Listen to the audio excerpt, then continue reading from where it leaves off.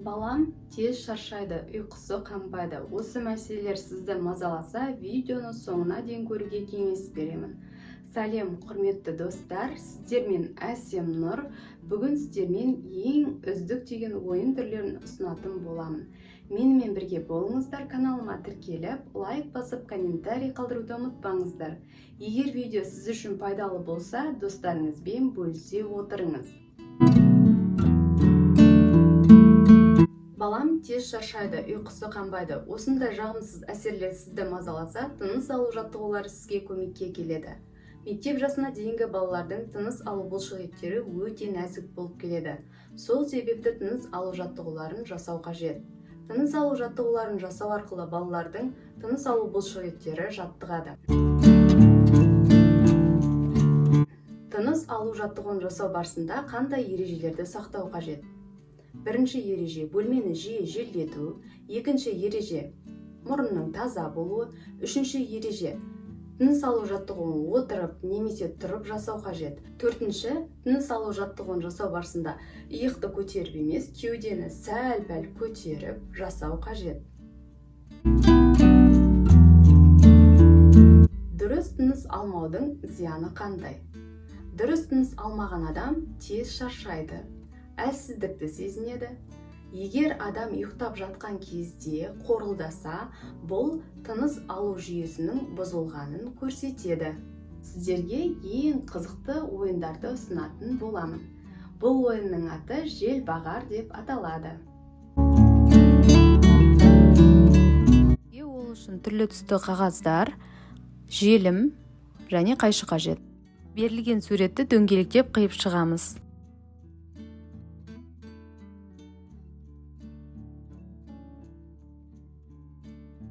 Берілген жиектемесін қиятын боламыз.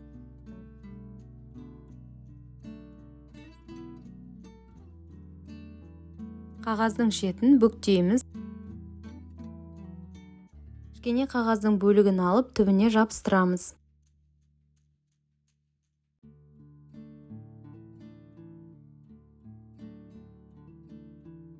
Үшуге арналған түтікшені пайдаланып үрлейтін боламыз.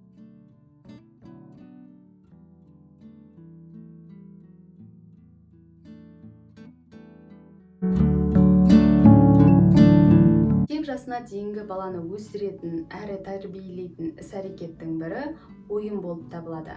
Балалар ойын ойнау арқылы адамдармен қарым-қатынас жасауды, қиялдауға, ойын үстінде жауап беруге үйренеді.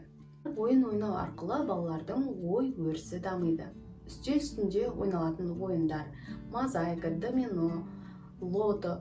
Осы ойындардың ішіндегі ең үздігі деп табылатын лото ойынын ұсынатын боламын. Лото жыл мезгілдері, ол үшін бізге 4 мезгілдің суреті және әр мезгілді сипаттайтын суреттер бөлшегі қажет. Аралар, қоңыздар гүлге қонып, көбелектер ұшып, гүл теріп, күн жарқырап шығып тұрады. Күз мезгілінде біздер жеміс-жидектер жинаймыз. Одан кейін жаңбыр жауады күз мезгілінде көбірек. Саңырауқұлақтар болады, ағаштар сарғаяды.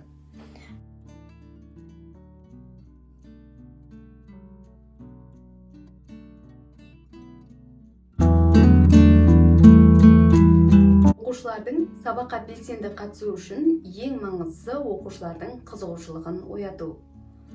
Қазір сіздерге қимыл қозғалыс ойындарының бірі спагетти ойынын ұсынатын боламын.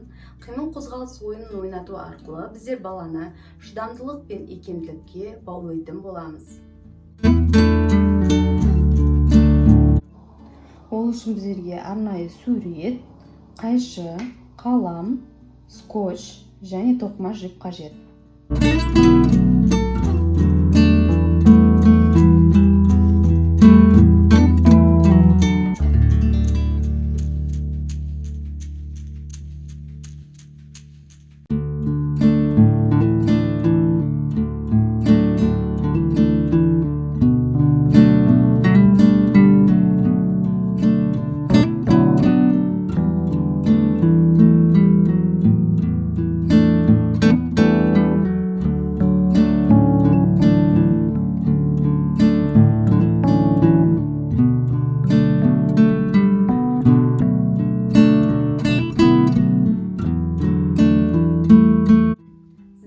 болған Әсемнұр. Видео сізге ұнаса лайк басып, комментарий қалдыруды ұмытпаңыздар. Видео сізге пайдалы болса, достарыңызбен бөлісе отырыңыз. Келесі сабағымда да ең қызықты ойындар топтамасын сынатын боламын.